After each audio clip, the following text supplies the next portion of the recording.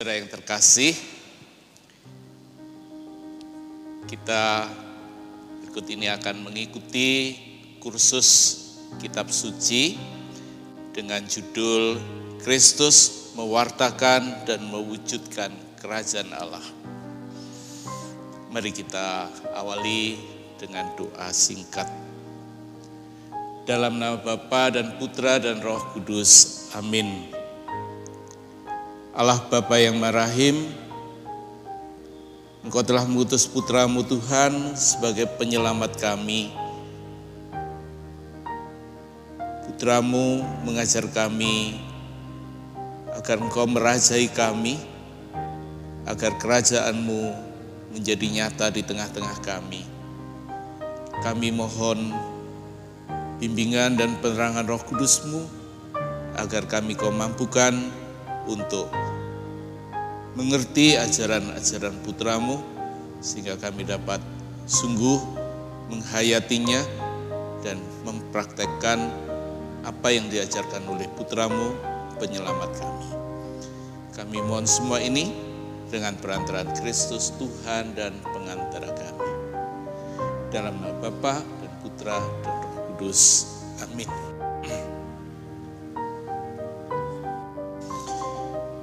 Saudari-saudara yang terkasih, dari seluruh kasanah iman kita bisa mengatakan adalah dasar dan pusat iman kita. Yesus Kristus adalah Putra Allah yang diutus oleh Bapa untuk menjelma menjadi manusia, untuk menyelamatkan kita. Dan sebagai manusia, Yesus mewartakan kerajaan Allah dan melakukan mujizat-mujizat sebagai sarana penebusan bagi kita.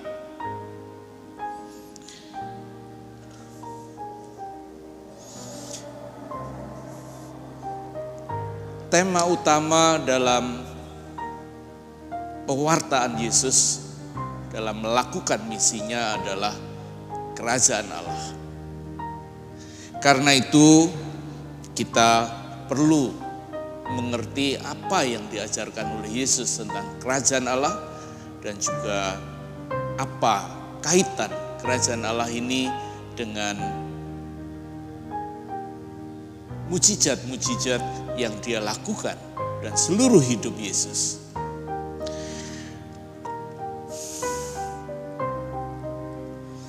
Yesus mewartakan karena Yesus mewartakan kerajaan Allah dan mewujudkannya antara lain melalui mujizat-mujizatnya.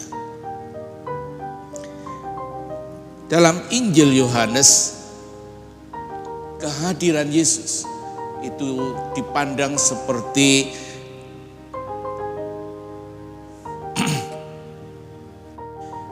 ibarat anggur dalam pesta perkawinan yang membawa kemeriahan, membawa sukacita. Atau Injil Matius dipandang sebagai terang yang muncul dalam kegelapan. Maka pewartaan Yesus ini membawa sukacita mesianis dan juga seperti dalam pesta perkawinan yang terjadi berkat perantaraan Maria. Kana dan Nazaret adalah dua kampung kecil di daerah Galilea di mana Yesus memulai pewartaannya. Nah, para saudara, kita melihat ada dua, yaitu Yesus Kristus yang mewartakan kerajaan Allah dan sekaligus di tengah pewartaannya Yesus melakukan mujizat-mujizat. Dalam pewartaannya Yesus menuntut pertobatan. Dan pertobatan itu kemudian juga diteguhkan melalui apa yang dia lakukan, yaitu mujizat-mujizatnya antara lain penyembuhan. Pewartaan kerajaan Allah dilakukan dengan memberikan perumpamaan-perumpamaan tentang kerajaan Allah. Dan inilah sumber bagi kita untuk mengerti ajaran Yesus tentang kerajaan Allah. Mujizat yang dilakukan bisa mujizat penyembuhan, ada mujizat pengusiran setan maupun mujizat.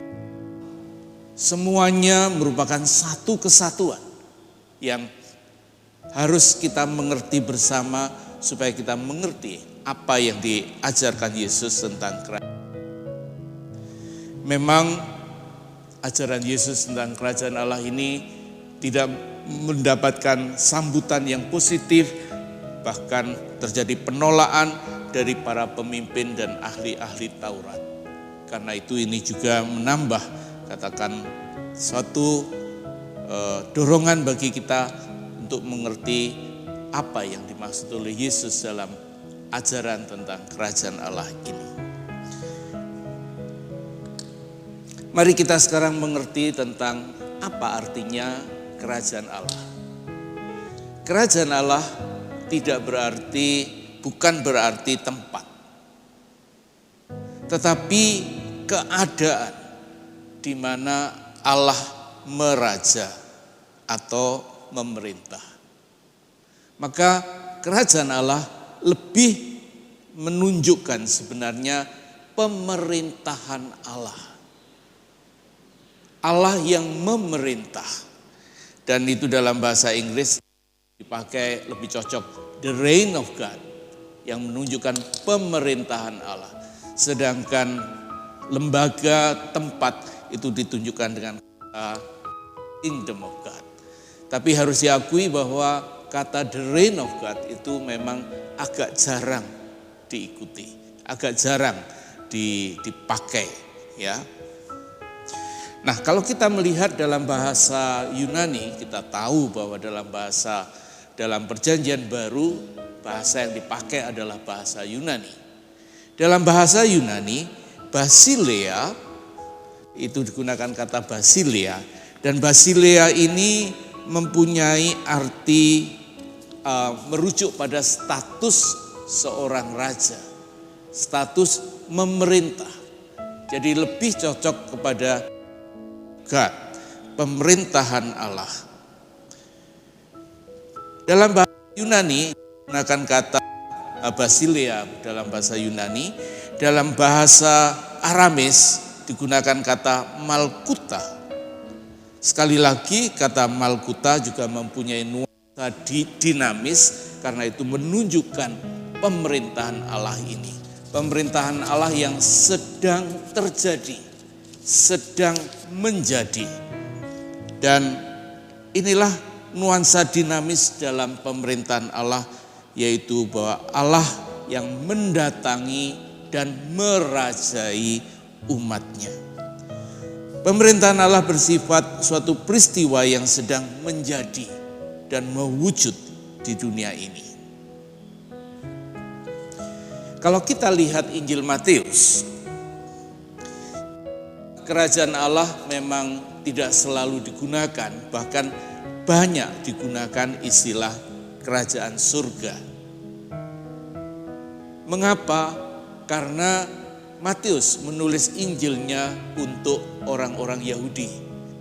Dan bagi orang Yahudi, menyebut nama Allah tidak dengan hormat ini suatu yang tabu. Karena itu mereka lebih senang mengatakan kerajaan surga daripada kerajaan Allah. Nah, tapi dari sudut arti kita bisa mengatakan sama antara kerajaan surga dan kerajaan Allah. Dalam kursus ini kita lebih memakai istilah kerajaan Allah, dan nanti kita akan sedikit mengevaluasi ya mungkin kelemahan, tantangan dalam menggunakan kata istilah kerajaan surga.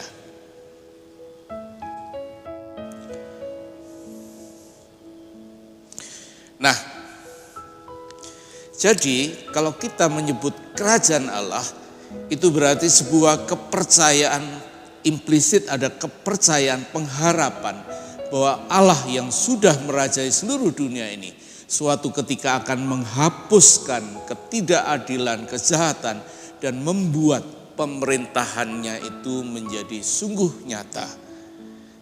Allah akan mengusir ketidakadilan dan penderitaan, dan disinilah kekuatan Allah akan menjadi nyata. Allah yang menyelamatkan. Pada waktu Yesus datang, ada konsep-konsep kerajaan Allah yang kurang murni. Ada dua yang utama, yaitu konsep kerajaan Allah yang nasionalistis. Yaitu mereka yang percaya bahwa Allah akan memulihkan Israel, memulihkan kerajaannya dengan membangkitkan Israel sebagai bangsa. Kemenangan bangsa Israel inilah yang menjadi tanda datangnya kerajaan Allah. Konsep yang kedua yang juga kurang murni adalah konsep kerajaan Allah secara apokaliptis. Mereka yang percaya ini percaya bahwa akhir zaman akan datang dan kerajaan Allah itu akan menjadi nyata melalui peristiwa-peristiwa yang mengikut sertai kekuatan-kekuatan langit yang ikut serta menyertai datangnya kerajaan Allah ini. Yesus baik konsep kerajaan Allah nasionalistis maupun konsep kerajaan Allah apokaliptis. Tapi Yesus mempunyai ajarannya sendiri. Maka mari kita sekarang melihat apa yang diajarkan Yesus tentang pemerintahan Allah atau kerajaan Allah. Yang pertama, Yesus mengajarkan pemerintahan Allah mulai dari hal kecil dan sederhana serta bertumbuh secara dinamis.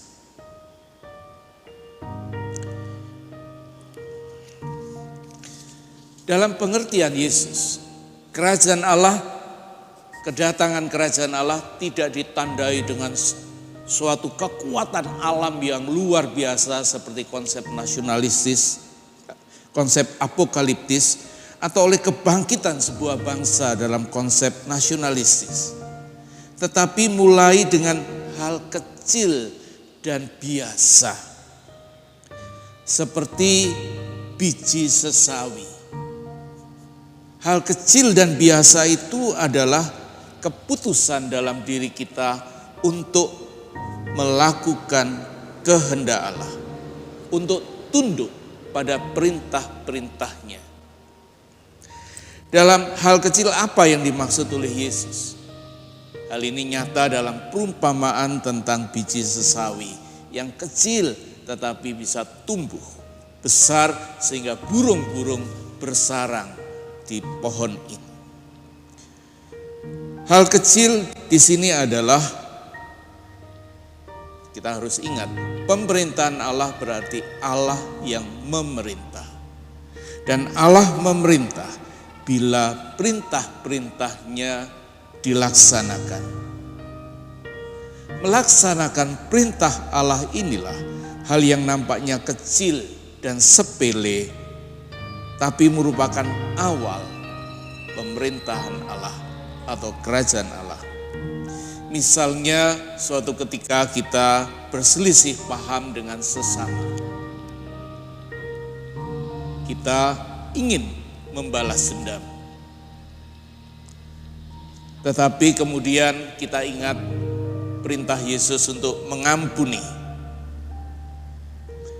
Nah, dalam hal ini kita harus memilih apakah saya mengikuti ego saya yang ingin membalas dendam atau mengikuti perintah Yesus untuk mengampuni, berdamai. Para saudara, ketika kita mengikuti ego kita, maka ego kitalah yang memerintah kita. Tetapi ketika kita mengikuti perintah Yesus untuk mengampuni, maka perintah Allah yang merajai kita dan Allah meraja dalam diri kita. Jadi bisa dikatakan Allah merajai kita jika perintahnya dilaksanakan. Dalam hal ini kita diingatkan oleh doa Bapa kami. Dalam doa Bapa kami kita mendoakan, datanglah kerajaan-Mu, jadilah kehendak-Mu. Kerajaan Allah akan datang kalau kehendak Allah dibuat terjadi. Maka ketika kita melaksanakan kehendak Allah, Allah merajai kita. Hal ini mulai dari hal yang kecil, tetapi yang akan tumbuh besar. Maka di sini juga ada, meskipun kecil, ini juga adalah sesuatu yang dinamis, sesuatu yang bertumbuh, ya. Dan bahkan dari yang kecil itu bisa bertumbuh menjadi besar, menjadi pohon yang besar di mana burung-burung bersarang dan orang berlindung padanya. Maka bisa dikatakan pemerintahan Allah itu terus menjadi, bertumbuh seiring dengan perjalanan waktu. Para saudara yang terkasih, ketika Allah memerintah, ketika kita mengikuti perintah-perintah Allah, maka Allah bukan hanya mengikuti, melindungi kita. Allah bukan hanya senang bahwa perintahnya dilakukan, tetapi ketika Allah memerintah, perintahnya kita lakukan. Allah memerintah, Allah juga memberikan dirinya kepada mereka yang berada dalam pemerintahannya.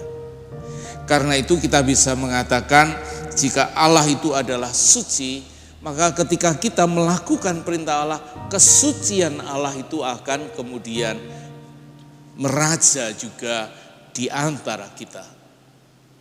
Jika Allah kita katakan adalah kesejahteraan, maka juga ketika Allah memerintah di antara kita, kesejahteraannya itu akan diberikan kepada kita. Jika Allah itu adalah sukacita, persaudaraan, maka juga sukacita dan persaudaraan itu akan diberikan kepada kita. Maka disinilah kita melihat pemerintahan Allah yang dinamis, dalam arti mungkin kita bisa mengibaratkan Allah itu ibarat seperti api yang ketika menguasai, mengubah yang lain menjadi seperti api, mengubah yang lain juga menjadi seperti dirinya, membakar yang lain. Maka sifat dinamis Allah ini meskipun kecil bertumbuh besar, menguasai dan memberikan apa yang dimiliki. Para saudara yang terkasih, meskipun kecil seperti biji sesawi, tapi tumbuh besar. Nah, Yesus juga mengajarkan bahwa hal yang kecil ini nampaknya kecil, tetapi mempunyai harga yang luar biasa, yang mengatasi semua harta milik kita. Artinya ketika kita melakukan kehendak Allah, maka Allah melimpahkan berkat-Nya kepada kita.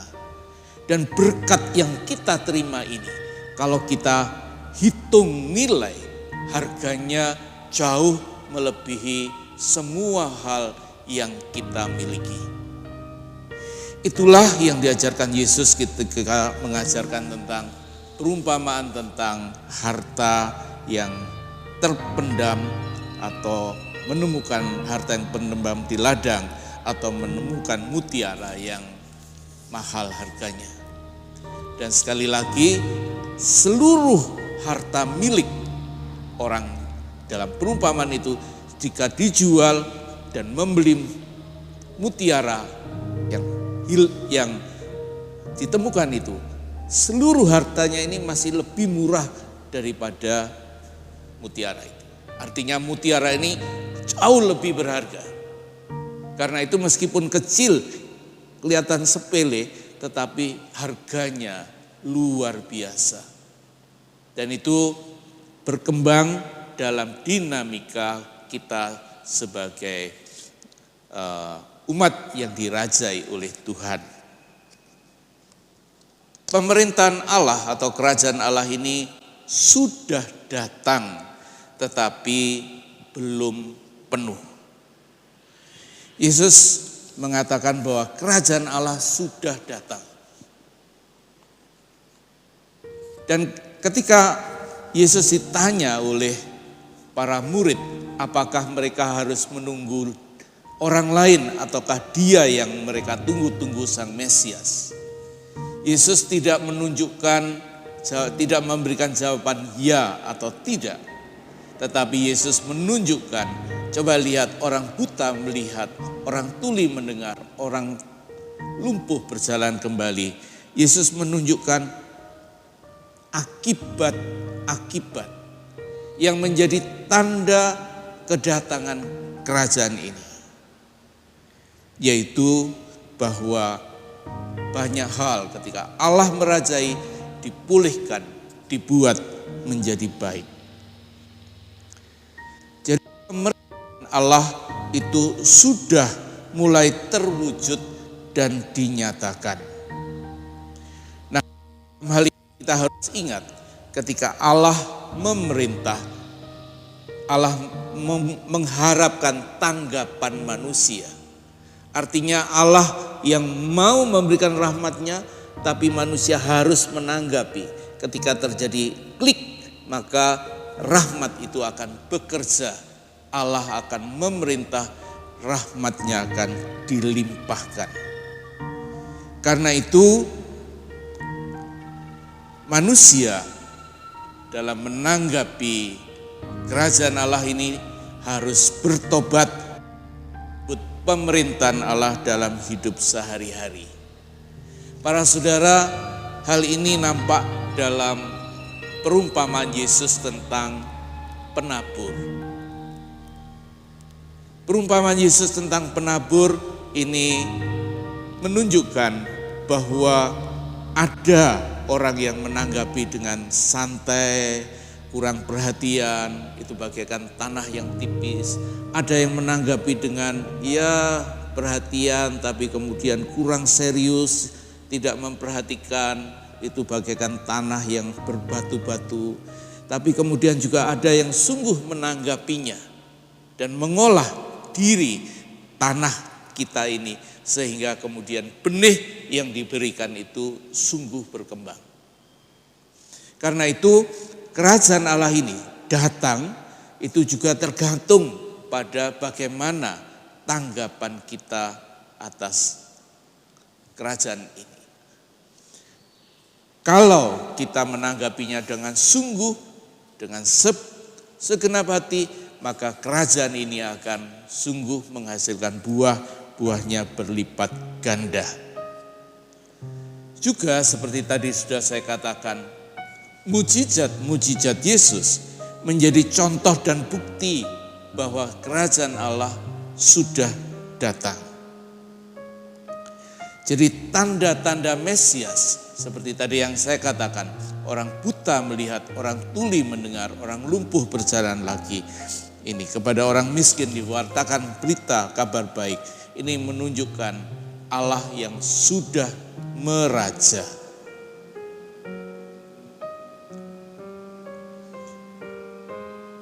Dalam hal ini para saudara kiranya perlu memperhatikan penggunaan kata kerajaan surga.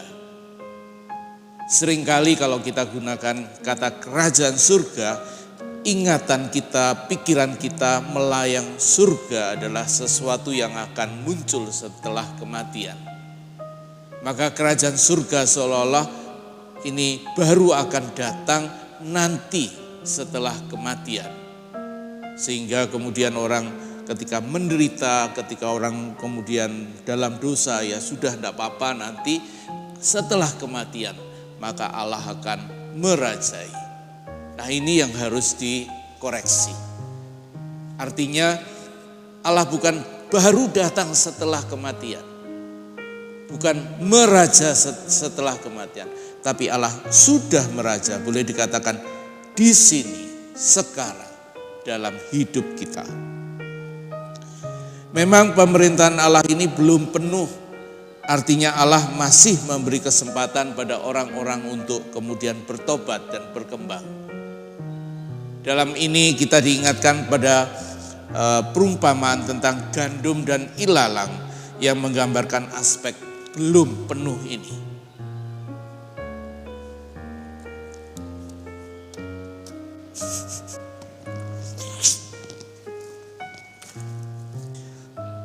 Jadi para saudara, pemerintahan Allah sudah datang, tetapi belum penuh.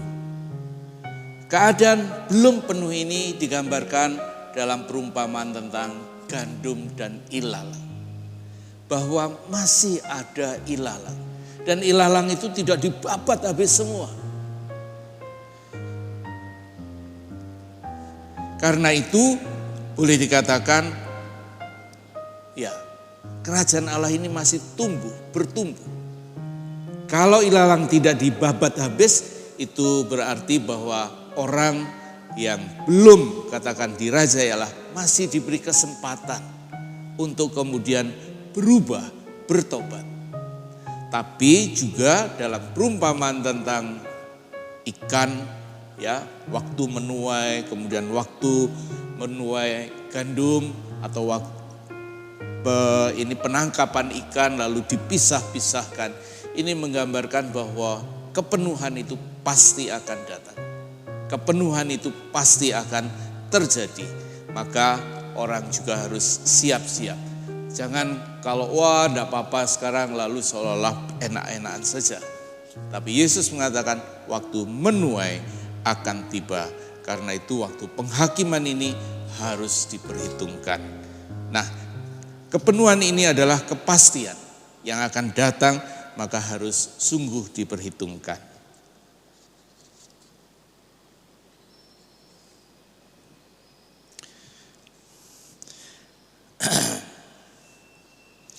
Nah, yang ketiga adalah pemerintahan Allah atau kerajaan Allah itu adalah pribadi Yesus sendiri. Memang dalam hal ini para saudara seringkali mungkin kita melihat berpikir seolah-olah Yesus datang membawa kerajaan Allah, mewartakan kerajaan Allah. Itu tidak salah. Tetapi kita juga harus ingat kalau kerajaan Allah itu adalah Allah yang meraja. Dan Allah meraja kapan Allah meraja? Allah meraja kalau kehendaknya dilakukan. Perintah-perintah Allah dilakukan. Dalam hal ini kita bisa melihat pribadi Yesus sendiri. Pribadi Yesus yang selalu melakukan kehendak Allah. Bahkan Yesus mengatakan dalam Yohanes bab 4 ayat 34, makananku ialah melakukan kehendak Dia yang mengutus aku dan menyelesaikan pekerjaannya. Maka bisa dikatakan bahwa pemerintahan Allah itu nampak jelas dan nampak konkret dalam seluruh pribadi Yesus. Semua yang Dia katakan, semua yang Dia kerjakan adalah melakukan kehendak Allah. Karena itu kita bisa mengatakan bahwa pribadi Yesus inilah perwujudan awal dari kerajaan Allah. Pribadi Yesus inilah contoh konkret bagaimana kerajaan Allah itu terwujud menjadi nyata. Dan karena itu ketika Yesus mengatakan, jika aku mengusir setan dengan kuasa Allah, maka sesungguhnya kerajaan Allah sudah datang kepadamu. Itulah pribadi Yesus. Bahwa Dia yang melakukan kehendak Allah, maka kuasa Allah bekerja dengan maksimal melalui kehadirannya. Juga ketika Yesus ditanya tentang ketika Yesus mengatakan, sesungguhnya kerajaan Allah sudah ada di antara kamu. Yesus merujuk pada dirinya. Kehadiran kerajaan Allah ini kemudian dimahkotai dengan ketaatan Yesus yang mau menjalani sengsaranya bahkan sampai mati di salib. Dan inilah tanda kepenuhan kerajaan Allah yang terjadi dalam pribadi Yesus. Sebagai perwujudan kerajaan Allah itulah Yesus disebut Kristus, Mesias, penyelamat. Memang selain merupakan perwujudan awal dari kerajaan Allah, kita bisa mengatakan Yesus juga membuat kerajaan Allah ini terjadi, terwujud, menjadi nyata, yaitu melalui mujizat-mujizatnya. Baik itu mujizat penyembuhan yang menunjukkan bahwa Allah merajai, maka kemudian semua yang merupakan akibat dari dosa atau merupakan perwujudan dosa disingkirkan. Kita harus mengerti juga bahwa dalam perjanjian lama, dosa, penyakit, penderitaan ini adalah akibat dari dosa. Maka ketika Allah meraja, semua yang merupakan dosa dan akibat dosa disingkirkan. Itulah penyembuhan yang terjadi. Itulah juga yang dinyatakan dalam pengusiran setan. Demikian pula ini juga yang dinyatakan dalam mujizat alam. Ketika Yesus kemudian meredakan angin dan badai, ini menunjukkan Yesus membuat alam semesta ini bersahabat kembali dengan manusia. Alam tidak membahayakan, mencelakakan, tetapi alam semesta ini bersahabat, hidup dalam harmoni dengan manusia. Pemerintahan Allah, kerajaan Allah yang nampak dalam seluruh pribadi Yesus inilah yang kemudian dilanjutkan dalam komunitas murid-murid Yesus yang kita sebut sebagai gereja. Memang gereja tidak diidentikan dengan kerajaan Allah, tetapi kita harus mengatakan dalam gereja awal, kerajaan Allah yang sudah nampak dalam diri Yesus itu juga diwujudkan. Gereja juga diminta untuk melanjutkan pekerjaan Yesus dalam mewujudkan pemerintahan Allah, kerajaan Allah ini.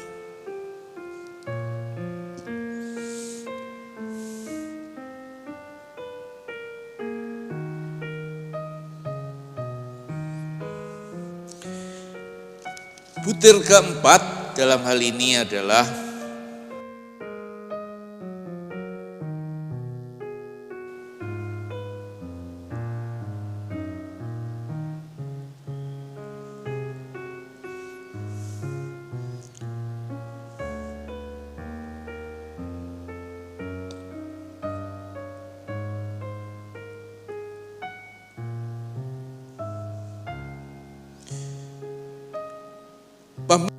Allah bisa dihayati dalam lingkup manusia, masa kini juga dalam lingkup relasi dengan Allah sampai kehidupan yang kekal. Artinya sekali lagi di sini kita mau mengingatkan bahwa kerajaan Allah, pemerintahan Allah yang oleh Matius disebut kerajaan surga itu bukanlah realitas nanti, realitas yang masih akan terjadi setelah kematian, bukan. Tapi pemerintahan Allah itu adalah sesuatu yang terjadi di sini, hic et nunc, sekarang di sini. Ya, di sini sekarang. Karena itu juga dalam relasi antar manusia hal ini terjadi. Mujizat-mujizat penyembuhan menunjukkan bahwa pemerintahan Allah itu mewujud juga sekarang di dunia ini. Selain itu juga pemerintahan Allah bukan hanya sekedar konsep atau ajaran, tetapi kenyataan yang bisa kita geluti, kenyataan yang bisa kita lihat, kita alami, kenyataan yang menjadi bagian dari hidup kita.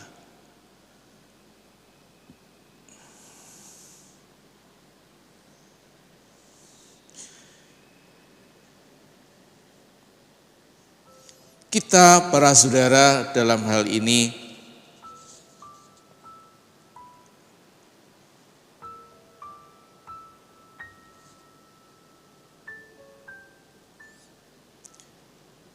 diingatkan oleh Yesus bahwa kalau kerajaan Allah itu diwujudkan sekarang di dunia ini, kerajaan ini berlaku untuk semua orang. Bukan hanya untuk orang-orang tertentu, tetapi untuk semua orang. Dan dalam hal ini sekali lagi khususnya, tapi ada preferensi apa yang diutamakan oleh Yesus, yaitu mereka yang miskin dan berdosa. Mereka yang miskin dan berdosa ini menjadi prioritas, preferensi Yesus untuk menjadi penerima kerajaan Allah. Mengapa? Karena mereka ini pada umumnya adalah orang yang terbuka untuk menerima, untuk dirajai oleh Allah. Sedangkan mereka yang mungkin pandai, ya bijak, mereka ini yang mungkin dengan kepandaiannya lalu keblinger dan tidak mengikuti, tidak terbuka untuk menerima pemerintahan Allah, kerajaan Allah ini. Sedangkan orang-orang kecil itu terbuka pada kerajaan Allah. Lalu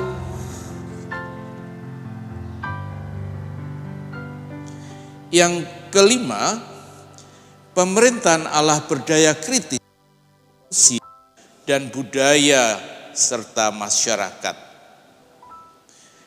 Dalam hal ini seperti tadi saya katakan, pemerintahan Allah memerintah, ini juga mengandaikan manusia yang menanggapi. Ketika Allah yang memerintah dengan perintahnya, dengan hukumnya ini ditanggapi, maka terjadilah buah-buahnya. Para saudara yang terkasih, dalam hal ini sekali lagi Allah tetap menghargai martabat manusia. Relasi dengan Allah itu bukanlah relasi seperti budak. Artinya kalau manusia dirajai, bukanlah manusia itu membiarkan diri dirajai seperti bawahan, anak buah yang ya sendiko dawuh ikut, tetapi tidak bebas. Dalam hal ini Tuhan merajai, tetapi juga Tuhan ingin kita taat mengikuti, bukan karena mental mungkin orang upahan, tetapi dengan mental anak. Dalam hal ini kita melihat kaitan antara kerajaan Allah sebagai misi utama Yesus dengan perintah utama, yaitu perintah kasih, mengasihi Allah dan mengasihi sesama. Pemerintahan Allah tidak berarti membuat manusia menjadi orang upahan yang hanya tunduk seperti seorang budak. Tetapi Allah yang memerintah ini memerintah sebagai Bapa. Dan disinilah kita melihat hubungan antara misi utama Yesus yang mewartakan kerajaan Allah sebagai misi utamanya dan perintah utama Yesus, yaitu kasih. Mengasihi Allah dan mengasihi sesama. Karena itu relasi dengan Allah ini bukan relasi ini atasan saya bawahan mengikuti perintah seperti orang upahan. Tetapi yang harus terjadi adalah bahwa saya mengasihi Allah. Dan karena saya mengasihi Allah, maka saya mengikuti perintah-perintahnya. Dan karena itu saya mengikuti perintah ini bukan sebagai orang upahan, tetapi lebih sebagai anak-anak yang dicintai Bapa, yang mencintai Bapanya. Demikian pula perintah kasih ini kemudian dinyatakan kepada sesama. Karena itu ketika saya menjalankan perintah-perintah Allah yang berkaitan dengan sesama, bukan seperti orang bawahan, upahan, tetapi sebagai anak yang mengasihi saudara-saudaranya. Karena itu dalam pemerintahan Allah, kerajaan Allah tidak ada mentalitas Buddha.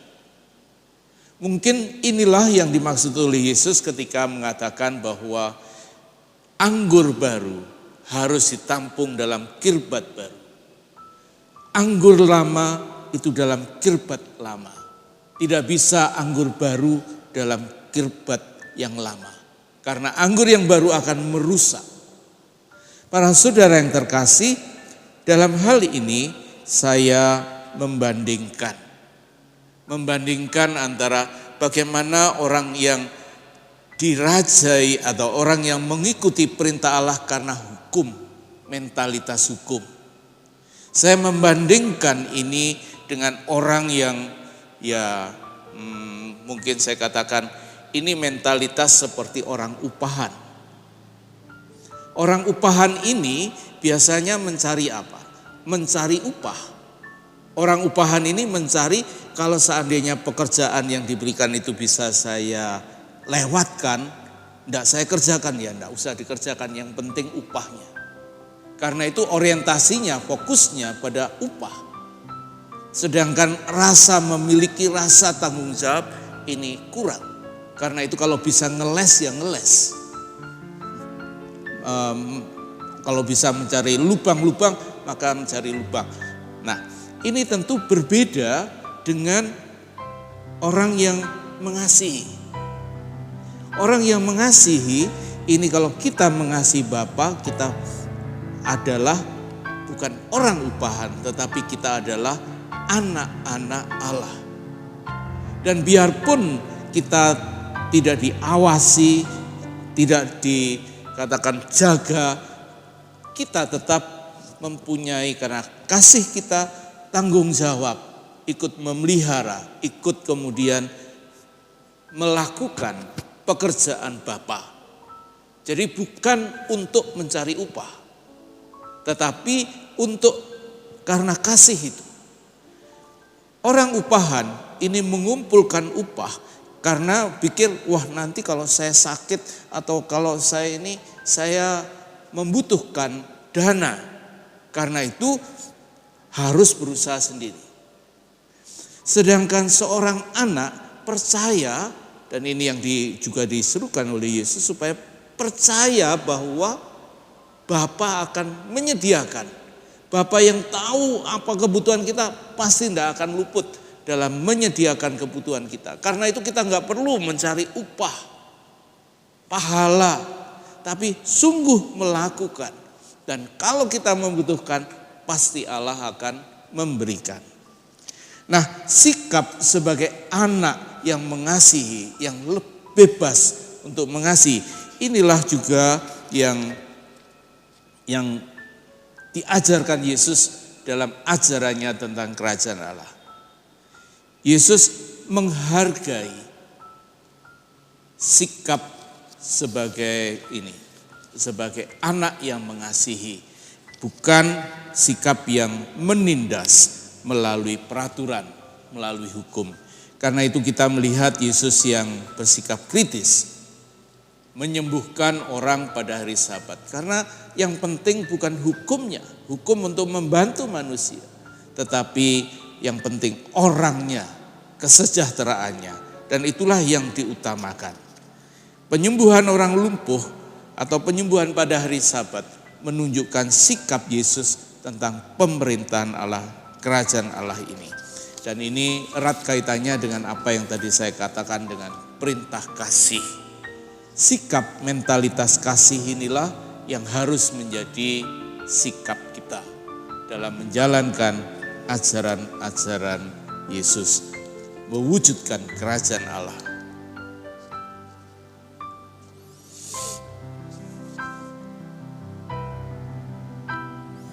Jadi Yesus meninggikan martabat wanita, anak-anak, meninggikan martabat orang sakit dan tidak menindasnya, tapi meninggikan.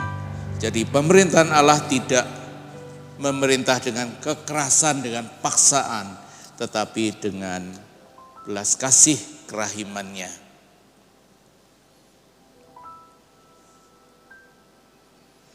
Yang terakhir dalam ajaran Yesus tentang kerajaan Allah ini adalah menerima pemerintahan Allah.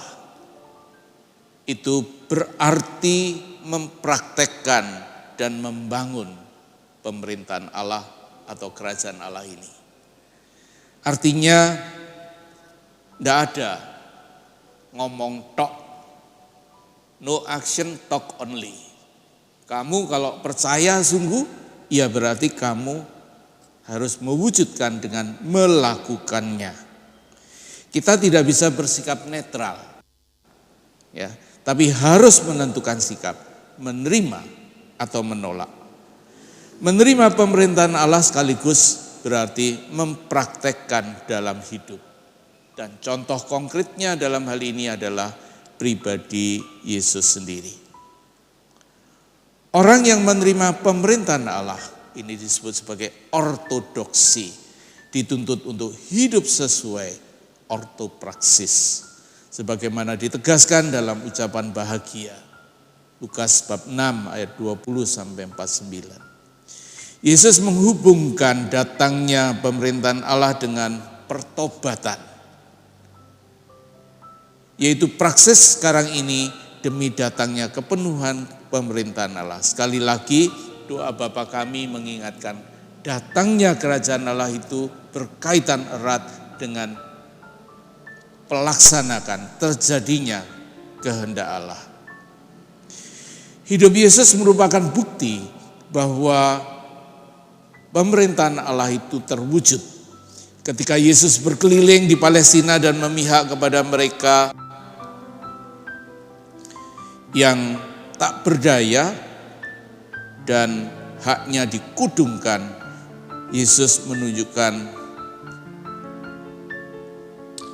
praktek dalam menjalankan, mewujudkan pemerintahan Allah ini. Jadi pemerintahan Allah ini menjadi suatu dorongan yang kuat bahwa pemerintahan Allah harus diwujudkan di dunia ini. Allah yang memerintah menjadi sesuatu yang nyata dalam hidup kita. Dalam cara ini, pemerintahan Allah menjadi nyata, yaitu keterlibatan Yesus demi kesejahteraan manusia, dalam keprihatinannya demi keutuhan manusia, termasuk keutuhan jasmani. Yesus menyembuhkan penyakit dan mengusir setan. Dengan demikian, pewartaan Yesus mengenai kerajaan Allah mempunyai dua dimensi yang saling mengkait dan tak dapat dipisahkan, yaitu apa yang disebut ortodoksi, yaitu pengharapan eskatologis, kerajaan Allah akan datang. Kita percaya Allah akan merajai, tapi juga yang kedua adalah ortopraksis, yaitu Allah yang akan merajai secara penuh nanti itu sudah diwujudkan sekarang di sini di dunia ini. Maka Yesus mengajak kita untuk mewujud nyatakan kepercayaan dan pengharapan tersebut dalam tingkah laku yang sesuai. Para saudara yang terkasih, contoh yang dilakukan Yesus menjadi gambaran yang jelas bagaimana mewujudkan kerajaan Allah dalam hidup kita sehari-hari. Saudari-saudara yang terkasih, demikianlah ajaran Yesus tentang kerajaan Allah yang nampak dalam kitab suci, dalam perumpamaan-perumpamannya, dalam seruannya, dalam seluruh hidup Yesus. Semoga ini semua bisa menjadi pencerahan bagi kita, sehingga kita bisa semakin mengerti ajaran Yesus, dan karena itu semakin dimampukan untuk mewujudkan ajaran-ajaran itu. Semoga amin.